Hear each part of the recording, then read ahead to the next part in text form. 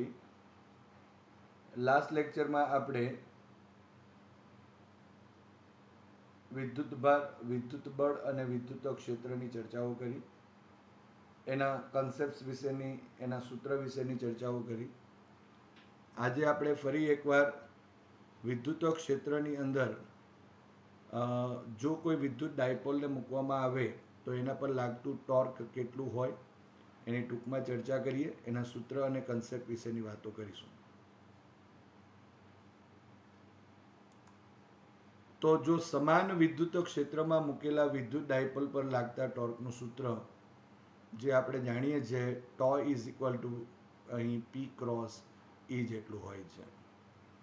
તમે જોઈ શકો છો કે અહીં એક ડાયપોલ મૂકેલી છે કે જેની વચ્ચેનું અંતર અહીં ટ્વાઇસ એ જેટલું છે. અહીં ધન વીજભાર, અહીં ઋણ વીજભાર છે. વિદ્યુત ક્ષેત્રની દિશા આ તરફ એક્સ અક્ષની દિશામાં જ બતાવેલ છે. અને અહીં જે ખૂણો છે તે theta is equal two theta છે. અહીં ધન ઉપર લાગતું બળ એ ક્યુ ઇન્ટુ ઈ જેટલું છે અને અહીં માઇનસ ક્યુ ઉપર જે લાગતું બળ જે છે એ માઇનસ ક્યુ ઈ જેટલું હોય, જે ક્ષેત્રની વિરુદ્ધ દિશામાં હશે. અહીં તમે જોઈ શકો છો બંનેના મૂલ્યો સરખા છે, પરંતુ પરસ્પર વિરુદ્ધ દિશા જે છે એના લીધે અહીં બળયુગ્મ રચાય અને ટોર્ક ઉત્પન્ન થાય, જેની આપણે થિયરીની વાતો ઘણી ડિટેલમાં જોયેલી જ છે. અગત્યની થિયરી કહી શકાય. અને આ જે ડાયપોલ છે એના પર લાગતું ટોર્ક આપણે tau is equal to P cross E મેળવી શકીએ. જો આપણે એના મૂલ્યની વાત કરીએ તો tau is equal to PE sine theta થશે.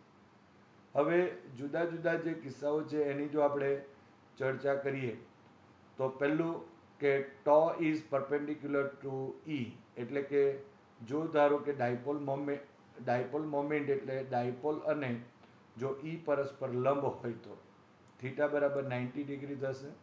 અને તેથી મહત્તમ torque tau maximum is equal to, કારણ કે સાઇન 90 ઇઝ ઇક્વલ ટુ 1 થશે. So tau maximum is equal to P E જેટલું થશે. કારણ કે અહીં જો આપણે સાઇન 90 કરીએ તો 1 થાય, માટે ટો મેક્સિમમ ઇઝ ઇક્વલ ટુ અહીં પીઈ જેટલું થશે. હવે જો ધારો કે પીની દિશા અને ઈની દિશા એક જ હોય, એટલે કે થીટા બરાબર 0 હશે, તો અહીં tau is equal to PE sine 0, so is equal to 0 થશે. એટલે કે ટોર્કનું મૂલ્ય 0 થયું અને એટલા માટે આપણે એ ડાયપોલની સંતુલિત સ્થિતિ છે એમ કહી શકાય. હવે જો ધારો કે અહીં પીની દિશા અને ઈની દિશા પરસ્પર જો વિરુદ્ધ હોય તો થીટા બરાબર 180 લેવાશે અને માટે ટો ઇઝ ઇક્વલ ટુ આપણે અહીં PE sine 180 is equal to 0 લખાશે. પણ આ જે સ્થિતિ છે એને ડાયપોલની અસંતુલિત સ્થિતિ કહેવાય છે. હવે અનંત લંબાઈના વીજભારિત સુરેખ તાર વડે ઉદ્ભવતું વિદ્યુત ક્ષેત્ર અથવા તો વિદ્યુત ક્ષેત્રની તીવ્રતા વિશે વાતો કરીએ. તો આ જે થિયરીની અંદર આપણે વિદ્યુત ક્ષેત્રની તીવ્રતાનું સૂત્ર મેળવેલ હતું, જે E is equal to lambda divided by 2 pi epsilon 0 અને into 1 upon R into R caret થશે. એટલે કે વિદ્યુત ક્ષેત્રની દિશા એ આર કેરેટની દિશામાં હોય. તમે અહીં જોઈ શકો છો કે ઈ આ કોન્સ્ટન્ટ હશે, જ્યાં લેમડા ઇઝ ઇક્વલ ટુ રેખીય વીજભાર ઘનતા અથવા તો વીજભારની રેખીય ઘનતા કહેવાશે. આર એ સુરેખતાર જે છે એનાથી લંબ અંતર દર્શાવે છે. તો અહીં ઈ અને આર વ્યસ્ત પ્રમાણમાં છે અને જો એ વ્યસ્ત પ્રમાણમાં હોય એટલે કે જેમ જેમ અંતર વધે છે તેમ વિદ્યુત ક્ષેત્રના મૂલ્યમાં ઘટાડો થાય. અને એ ઘટાડો કેવી રીતે થાય છે એનો પણ અહીં આલેખ દર્શાવેલ છે. તો અહીં તમે જોઈ શકો છો ઈ અને આર, એનો આલેખ આપણે દોરવો હોય તો આ રીતે આલેખ દોરી શકાય.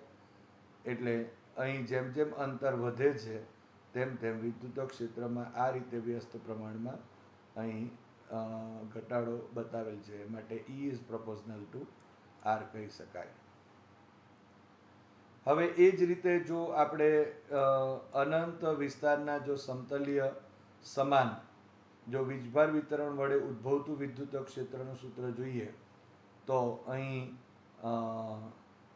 E is equal to sigma divided by 2 epsilon 0 into n caret, જ્યાં n caret એ વિદ્યુત ક્ષેત્રની દિશામાંનો એકમ સદિશ છે. એનો આધાર જે વીજભારિત સમતલ છે એ વીજભાર વિતરણ જો ધન હોય તો ક્ષેત્રની દિશા બહારની તરફ હોય, અને જો સમતલ પર જે સમાન વિદ્યુતભાર વિતરણ જો ઋણ હોય તો એની દિશા એ જે તે બિંદુથી સમતલ તરફની હોય છે. હવે આપણે જાણીએ છીએ કે અહીં સિગ્મા એટલે વીજભારની પૃષ્ઠ ઘનતા, અને આ પણ કોન્સ્ટન્ટ છે, માટે આટલો જે પોર્શન છે, આ જે ભાગ છે એ ભાગ તો અચળ થઈ જશે, અને એટલા માટે જો અંતર ગમે તેટલું વધે, અંતર વધ્યા કરે તો પણ ઈમાં કોઈ ફરક પડતો નથી, માટે ઈ અહીં અચળ થશે એમ આપણે કહી શકાય. માટે એનો આલેખ ઈ અગેન્સ્ટ આર નો જે આલેખ છે એ આ પ્રમાણે હોઈ શકે, કારણ કે અહીંયા હશે તો પણ એનું મૂલ્ય બદલાતું નથી, અહીંયા હશે તો પણ એનું મૂલ્ય બદલાતું નથી. જે ચર્ચા કરી, ધન વીજભાર હોય તો સમતલથી દૂર તરફ જતી દિશામાં એકમ સદિશ હોય, અને ઋણ વીજભાર હોય તો n કેરેટ સમતલને લંબ અને સમતલ તરફની દિશામાં હોય.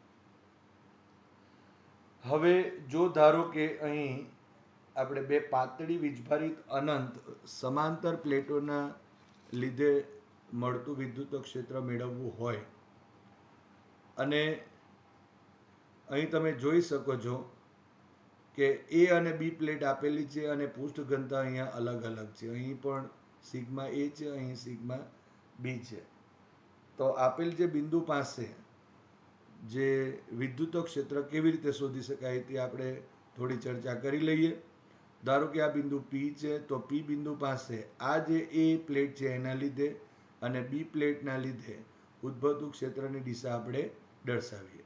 તમે જોઈ શકો છો કે અહીં આ જે પ્લેટ છે એના લીધે આ બિંદુ પાસે ઉદ્ભવતું ક્ષેત્રની દિશા બહારની તરફ, એટલે આ રીતે આવશે, અને આ પ્લેટના લીધે પણ અહીં જે ઉદ્ભવતું વિદ્યુત ક્ષેત્ર છે તેની દિશા આ તરફ જ મળશે.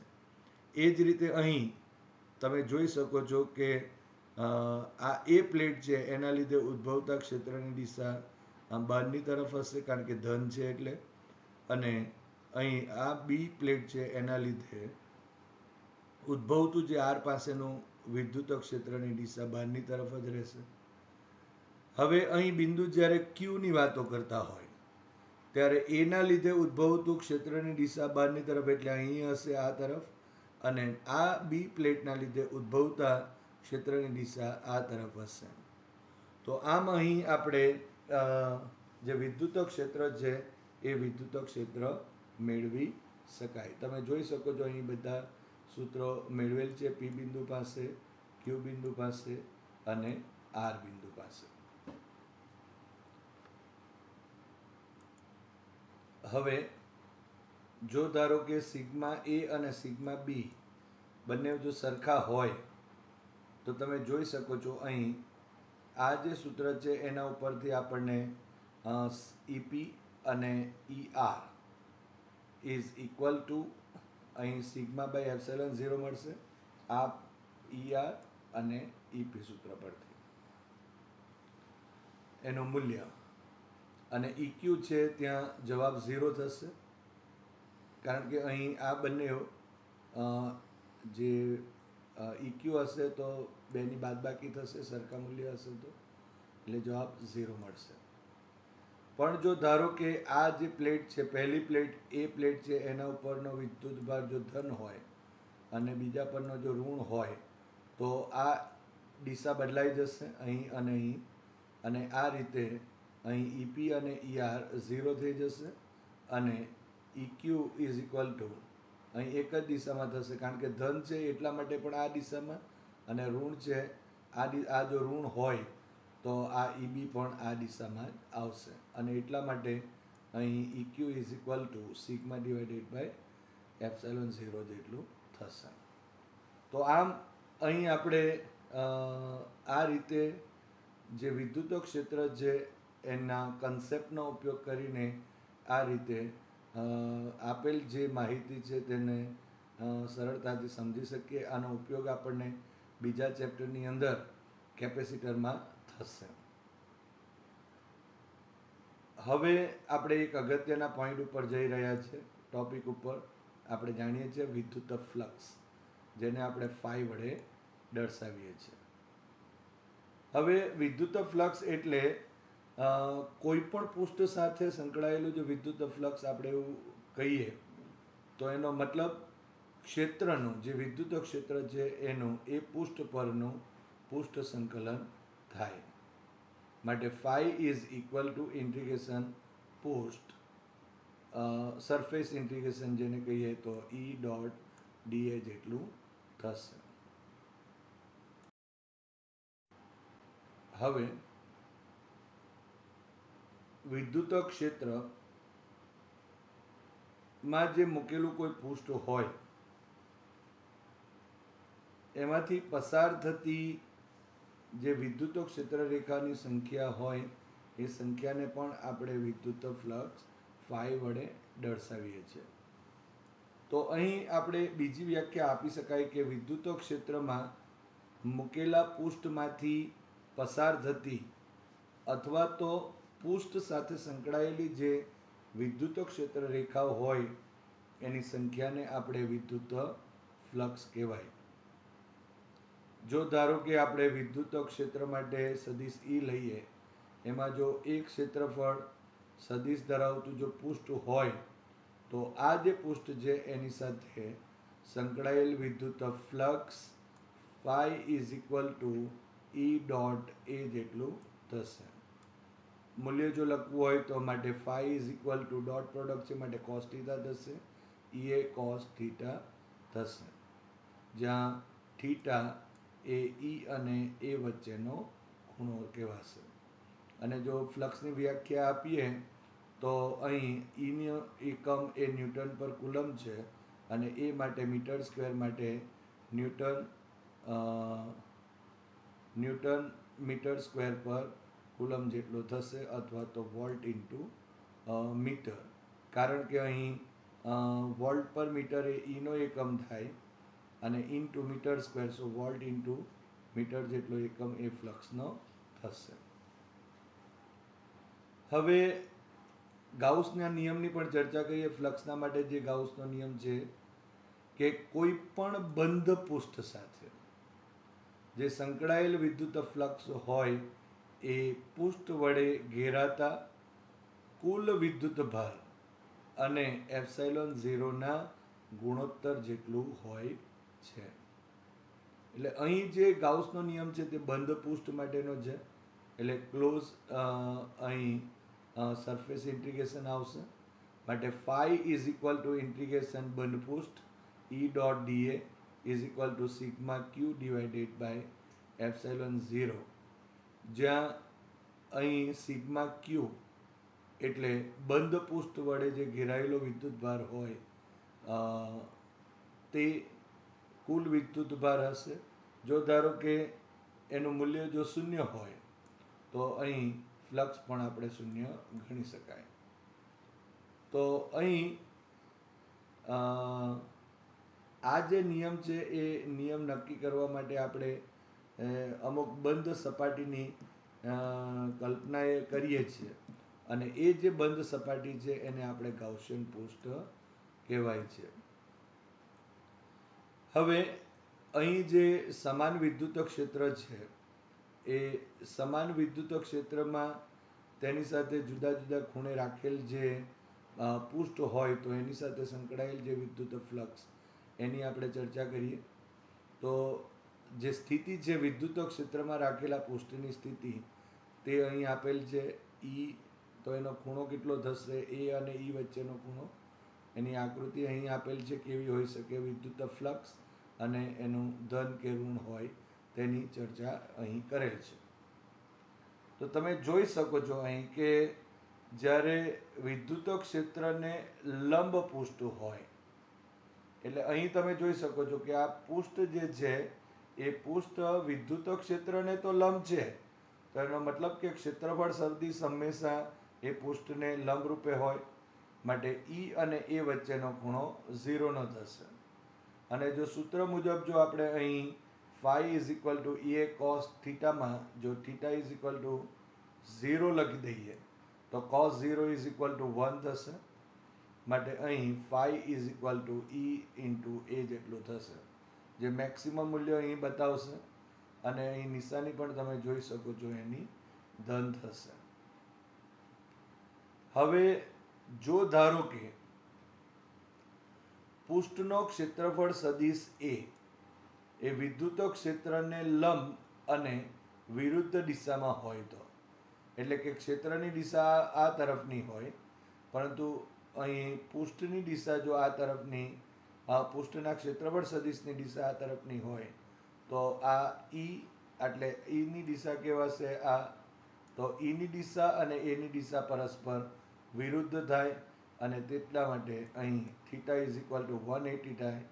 માટે અહીં તમે જોઈ શકો છો કે cos 180 ઇઝ ઇક્વલ ટુ -1 થશે, અને તેથી અહીં phi is equal to minus A જેટલું થાય, જે ઋણ મહત્તમ હશે. તે અહીં જો આપણે કહેવું હોય તો એમ કહી શકાય કે આ જે ફ્લક્સ છે એ ઋણ મળે છે અહીં. હવે વિદ્યુત ક્ષેત્રને સમાંતર પૃષ્ઠ હોય ત્યારે, એટલે ધારો કે આ વિદ્યુત ક્ષેત્રની દિશા છે, અહીં વિદ્યુત ક્ષેત્રની દિશા આ તરફની દિશામાં છે. આ રીતે જો વિદ્યુત ક્ષેત્રની દિશા હોય અને એની દિશા, કારણ કે વિદ્યુત ક્ષેત્રને સમાંતર પૃષ્ઠ છે, અને તેથી અહીં એની દિશા એ પૃષ્ઠને લંબ એટલે આમ હશે, અને ઈની દિશા આ રીતે હશે. માટે બેની વચ્ચેનો જે એંગલ છે તે 90 ડિગ્રીનો થાય. અને જો આ 90 ડિગ્રીનો થાય, એટલે કે 90 ડિગ્રી કે 270, જો એ બીજી રીતે આપણે અહીં નીચેની તરફ વિચારીએ તો એ જ્યારે ભ્રમણની વાત હોય અને એ રીતે આપેલું હોય ત્યારે, તો તમે જોઈ શકો છો cos 90 એટલે કે cos π/2 જો લખીએ તો 0 થશે, અને તેથી અહીં flux phi is equal to 0 થશે. માટે ચિહ્ન અહીંયામાં આપણે શૂન્ય લખેલ છે. એનો અર્થ એમ થયો કે ફ્લક્સ જે છે તે ધન પણ હોઈ શકે, અહીં ઋણ પણ હોઈ શકે, અને શૂન્ય પણ હોઈ શકે. હવે નેક્સ્ટ જે આપણા પાસે પોઈન્ટ છે તે છે કે વિદ્યુત ફ્લક્સ શૂન્ય, ધન કે ઋણ ક્યારે હોઈ શકે. તો જો આપણે વિચારીએ કે બંધ પૃષ્ઠમાં દાખલ થતી જે ક્ષેત્ર રેખાઓ છે, એટલે કે ફ્લક્સ ઋણ, અને તેમાંથી બહાર નીકળતી જે ક્ષેત્ર રેખાઓ છે એ આપણે ધન લઈએ છીએ. પરિણામી જે ફ્લક્સ કેવું હોય તો એ શૂન્ય થશે. આમ કોઈ બંધ વાહક પદાર્થમાં જો ક્ષેત્ર રેખા એટલે કે ફ્લક્સ આપણે કહીએ તો શૂન્ય ગણી શકાય. એ અહીં તમે જોઈ શકો છો, ક્ષેત્ર રેખા અંદર દાખલ થાય એટલે અહીં ફ્લક્સ ઋણ હશે, એટલે જેટલું ફ્લક્સ અહીં દાખલ થાય છે એટલું જ અહીં ફ્લક્સ અહીં બહાર નીકળે છે. જેટલી ક્ષેત્ર રેખાઓ દાખલ થાય છે એટલી જ ક્ષેત્ર રેખાઓ અહીં બહાર નીકળે છે, અને તેથી પરિણામી જે ફ્લક્સ છે તે 0 થઈ જશે. હવે ધન વીજભારનું જો ફ્લક્સ કહીએ તો અહીં તમે જોઈ શકો છો કે ધારો કે બિંદુવત ધન વીજભાર હોય, Q ઇઝ ગ્રેટર ધેન 0 માટે, તો Q ઇઝ ગ્રેટર ધેન 0 માટે જો વિચારીએ તો એની ક્ષેત્ર રેખાઓ બધી આ બહાર નીકળે છે. એટલે Q ઇઝ ગ્રેટર ધેન માટે અહીં જો કહીએ તો cos theta is equal to 0, એક જ દિશામાં છે એ, અને ઈની દિશા એક જ દિશામાં હોય cos 0, so phi is equal to A જેટલું થાય. માટે આ ધન મળશે. અહીં તમે ઋણ વીજભારનું ફ્લક્સ જો વિચારીએ તો phi ઇઝ ઇક્વલ ટુ અહીં એ cos 180 થશે, theta is equal to 180 degree, so cos 180 is equal to -1, so phi is equal to -A થશે. માટે અહીં phi Q is less than 0 માટે ઋણ વીજભારિત, જો વીજભાર હોય તો એનું ફ્લક્સ. હવે તમે જોઈ શકો છો કે અહીં જે ઘન હોય, ઘન એના કેન્દ્ર પર કોઈ વીજભાર ક્યુ મૂકેલો હોય તો જુદી જુદી સ્થિતિમાં એના ફ્લક્સ જુદા જુદા હોય છે. તો એ શું હોઈ શકે તેની ચર્ચા આપણે કરીએ વન બાય વન.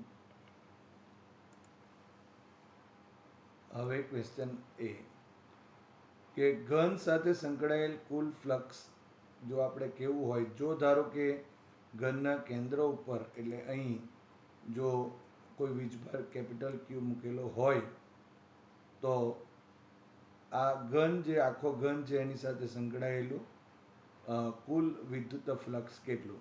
તો આપણે ગાઉસના નિયમ પ્રમાણે લખી શકીએ કે આ જે બંધ ઘન જે છે એમાં ઘેરાયેલો કુલ વીજભાર ક્યુ ડિવાઇડેડ બાય એપ્સાઇલન 0 થાય. હવે બીજો જ ક્વેશ્ચન છે કે એક પૃષ્ઠમાંથી પસાર થતું ફ્લક્સ કેટલું. એટલે કે ધારો કે આ બાજુમાંથી પસાર થતું હોય કે ગમે તે કોઈ પણ એક બાજુમાંથી, એક પૃષ્ઠમાંથી પસાર થતું જે ફ્લક્સ છે તે કેટલું હશે. હવે કુલ એ જો ક્યુ બાય એપ્સાઇલન 0 જેટલું હોય તો આ જે સમઘન છે એના 6 બાજુઓ થવાની, અને એટલા માટે ક્યુ ફેસ ઇઝ ઇક્વલ ટુ આપણે લખીએ તો ક્યુ ડિવાઇડેડ બાય 6 એપ્સાઇલન 0, એટલે આના કરતાં છઠ્ઠા ભાગનું થશે. હવે ધારો કે એક શિરોબિંદુમાંથી જે પસાર થતું ફ્લક્સ કેટલું, અહીં વીજભાર અહીંયા છે તો અહીંથી પસાર થતું આ વીજભારમાંથી પસાર કેટલું થશે. તો આપણે phi is equal to Q by 8 epsilon 0 લખી શકીએ. એના શિરોબિંદુની સંખ્યા આપણા પાસે અહીં 8 છે.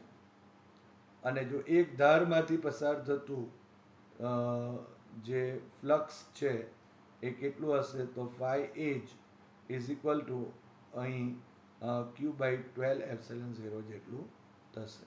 તો આ રીતે અહીં આપણે જે કુલ ફ્લક્સ છે એ કુલ ફ્લક્સ શોધી શકીએ જ્યારે સમઘન છે એના કેન્દ્ર ઉપર વીજભાર ક્યુ મૂકેલો હોય તો. હવે ધારો કે જો સમઘનના કોઈ એક પૃષ્ઠના કેન્દ્ર પર વીજભાર મૂકેલો હોય તો, એટલે કે અહીં આકૃતિમાં તમે જોઈ શકો છો અહીંયા મૂકેલું હોય તો હવે એ બે આપણે સૌપ્રથમ અહીં જો આપણે કેવું હોય તો એક બીજો સમઘન અહીં લઈ લેવો પડે જે અહીં દર્શાવેલ છે. તો અહીં તમે જોઈ શકો છો કે આ એક ગાઉસિયન પૃષ્ઠ થઈ ગઈ અને એમાં એક ઘેરાયેલો વીજભાર પણ મળશે. અને આ બે સમઘન જે છે એ સમઘનના તંત્રમાંથી પસાર થતું જે ફ્લક્સ છે એ કુલ ફ્લક્સ ધારો કે અહીં ફાઈ કુલ total is equal to Q divided by epsilon 0 થશે. પરંતુ આપણે તો કોઈ એક જ ઘન જે છે, સમઘન છે, એના કોઈ એક પૃષ્ઠમાંથી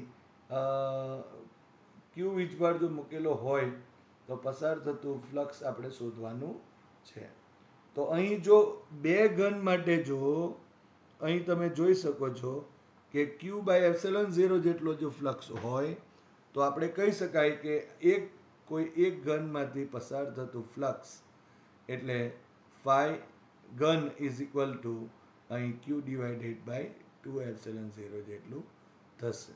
એટલે કે માત્ર અહીં જો આપણે કહીએ તો 5 ફેઝમાંથી પાસ થશે, કારણ કે આ તો અહીં આ સમાંતર બધા જે ક્ષેત્ર રેખાઓ હશે માટે પસાર થતી ક્ષેત્ર રેખાઓ આ 1 ઉપર 2 આજુબાજુ સામે અને પાછળ 4 અને આ એક 5 બાજુઓ થશે.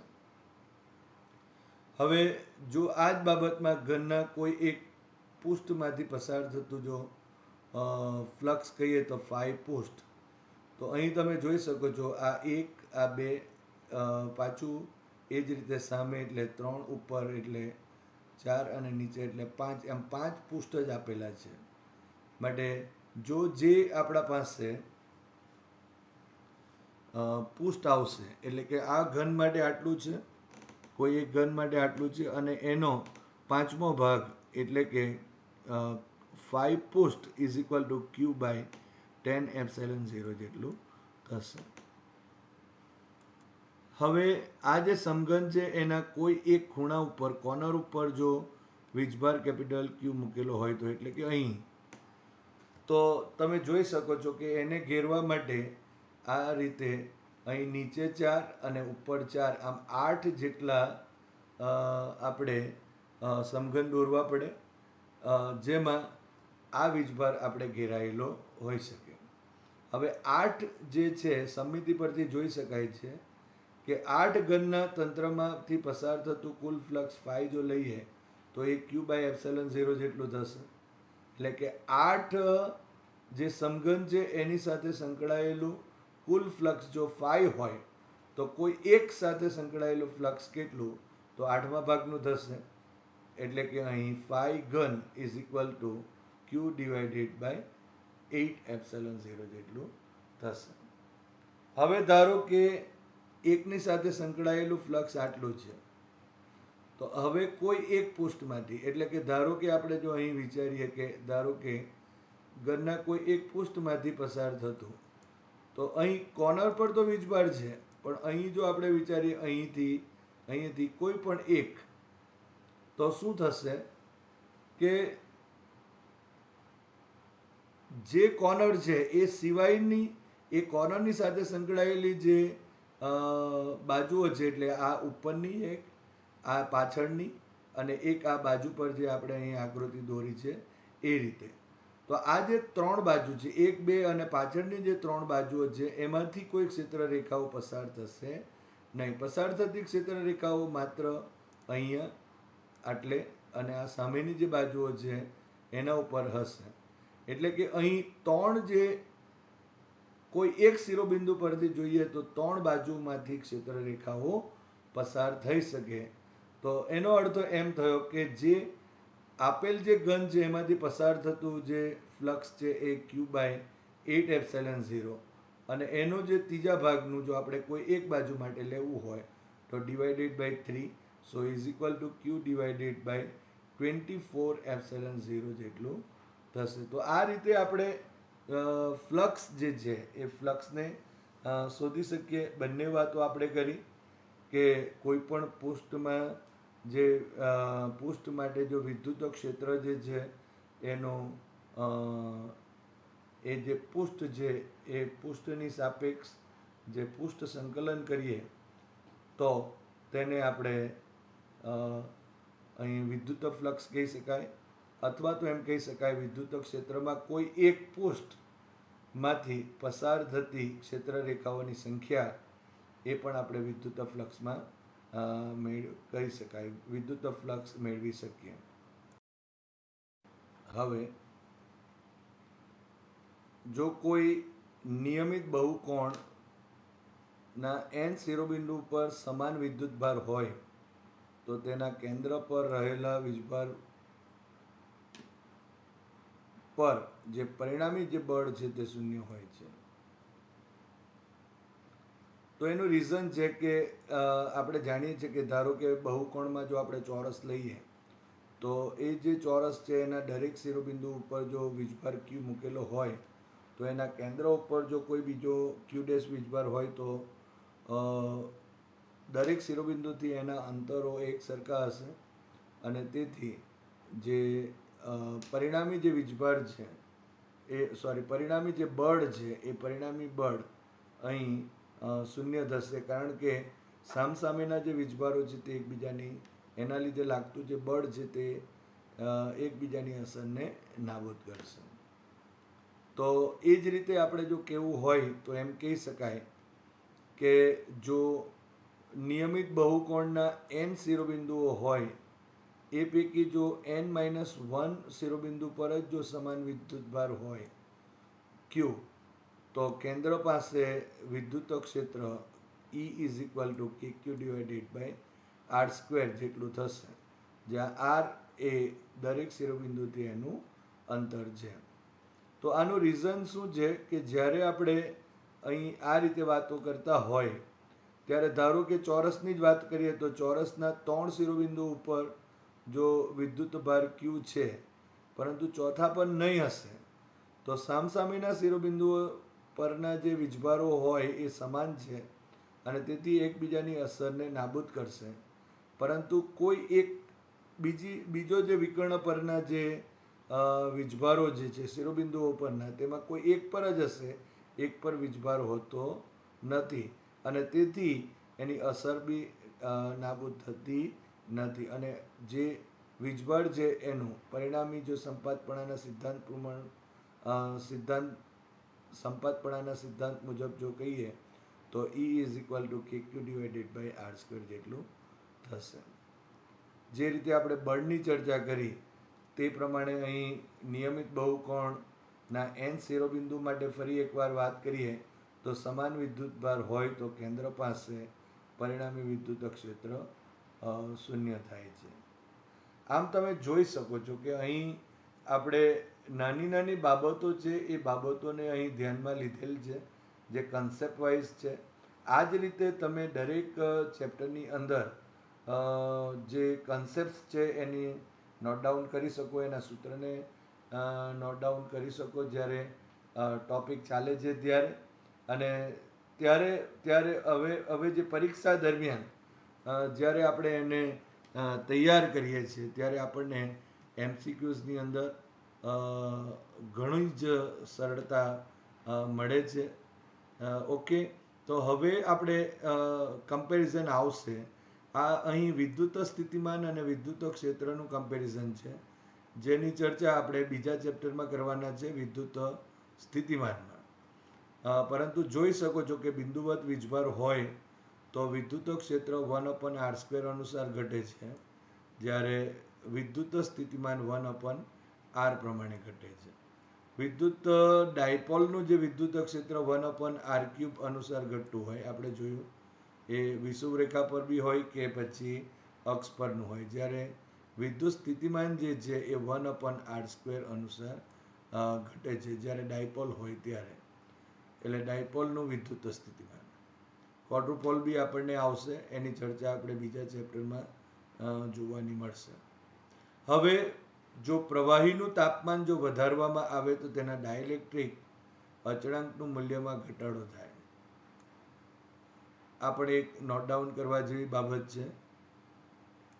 હવે સુવાહકની સપાટી પરના જે દરેક બિંદુ છે એની આગળનું વિદ્યુત ક્ષેત્ર એ તે બિંદુ આગળના પૃષ્ઠ ઘનતા જે હોય એના સમપ્રમાણમાં હોય છે. એટલે કે E ઇઝ પ્રપોઝનલ ટુ સિગ્મા થશે. અને એના ઉપરથી આપણે જે અમુક જુદી જુદી ત્રિજ્યાના વીજભારિત ગોળા હોય અને એના ઉપરની પૃષ્ઠ ઘનતા પણ અલગ અલગ હોય તો તેમની સપાટી પરનું જે વિદ્યુત ક્ષેત્ર છે એનો ગુણોત્તર આપણે અહીં મેળવી શકાય અને એનું કમ્પેરિઝન કરી શકીએ છીએ.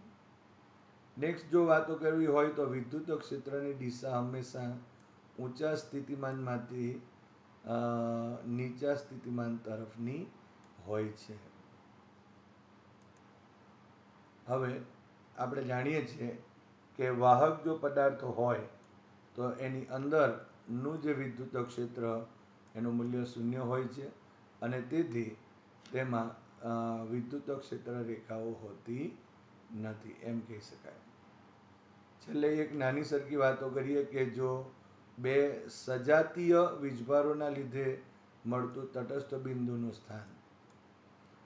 હવે જો ધારો કે આપણે તટસ્થ બિંદુનો મતલબ શું થશે કે જે બિંદુ આગળ સમાન મૂલ્યના પરંતુ પરસ્પર વિરુદ્ધ દિશામાં જો વિદ્યુત ક્ષેત્ર હોય તો તે બિંદુ જે છે એ તે બિંદુને તટસ્થ બિંદુ કહી શકાય. આપણે એમ કહી શકાય કે પરિણામી જે વિદ્યુત ક્ષેત્ર ત્યાં શૂન્ય થતું હોય છે, કારણ કે મૂલ્ય સમાન અને પરસ્પર દિશા જો સરખી સમાન મૂલ્યના અને પરસ્પર વિરુદ્ધ દિશામાં જો હોય તો પરિણામી વિદ્યુત ક્ષેત્ર શૂન્ય થયેલું ગણી શકાય. તો અહીં તમે એક આકૃતિને સમજી લઈએ કે ધારો કે અહીં Q1 એક વીજભાર છે પ્લસ અને અહીં Q2 એક બીજો વીજભાર છે. બેની વચ્ચેનું અંતર x જેટલું છે ધારો કે અહીં Q1 થી x1 જેટલા અંતરે આ જે n જે છે એ બિંદુ પાસે વિદ્યુત ક્ષેત્ર શૂન્ય થાય છે. માટે આ વીજભારથી એ x2 જેટલા અંતરે હશે. અહીં તમે જોઈ શકો છો કે જ્યારે તમે અહીં લખવું હોય તો એમ પણ લખી શકાય x2 is equal two x minus x1 જેટલું લખી શકાશે. અને આ રીતે આપણે અહીં જે બંને વીજભારોને લીધે એ બિંદુ પાસે તટસ્થ બિંદુ પાસે ઉદ્ભવતું વિદ્યુત ક્ષેત્ર શોધી એને સરખાવી જો દઈએ તો એનું મૂલ્ય પણ આપણે શોધી શકીએ છીએ. તો આમ અહીં ઘણી બધી આપણે બાબતોની ચર્ચાઓ કરી અને એના આધારે આપણે અહીં MCQ સરળતાથી આપણે કરી શકીએ છીએ. સૌ વિદ્યાર્થી મિત્રોને મારે એક જ વાત જણાવવાની કે આ જે બે લેક્ચરો આપણે ચેપ્ટર નંબર 1 માટે કરેલ છે એ જ રીતે આપણે બીજા ચેપ્ટરો પણ કરી શકાય અને એના ઉપરથી આપણે જે કોમ્પિટિટિવ MCQs એક્ઝામ છે એટલે કે આપણે બોર્ડની અંદર પણ 50 માર્ક્સનું MCQ હોય છે અને ગુજકેટમાં પણ અને JEEમાં પણ આ રીતે આપણે જો કન્સેપ્ટ્સને ધ્યાનમાં રાખીશું, એને તૈયાર કરીશું, એને સમજીશું તો આપણે સરળતા મેળવી શકીશું. તો આ રીતે આપણે અહીં કન્સેપ્ટ્સની વાતો જે છે એ વાતો કરી શકાય.